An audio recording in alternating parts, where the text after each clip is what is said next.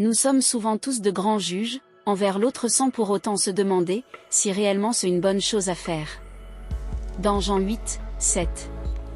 Jésus-Christ nous invite à l'humilité et à la réflexion, sur notre propres imperfections avant de porter critique sur les autres. Nul n'est au-dessus de la loi, seul Dieu.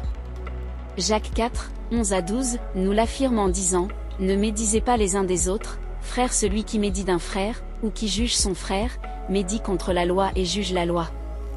Il n'y a qu'un seul législateur et juge, c'est celui qui peut sauver et perdre. Mais toi, qui es-tu, qui juge le prochain ?» Ceci est un rappel que seul Dieu a l'autorité ultime de juger. Mais aussi juger pourrait aussi avoir l'impact sur notre propre jugement envers Dieu.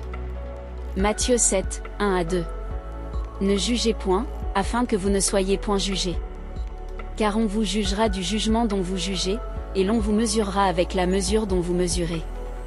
Ces passages montrent que juger autrui peut souvent être un acte injuste, basé sur des perceptions incomplètes ou biaisées. Ils invitent plutôt à cultiver l'humilité, la compassion et la compréhension, en reconnaissant que chacun a ses propres luttes et imperfections.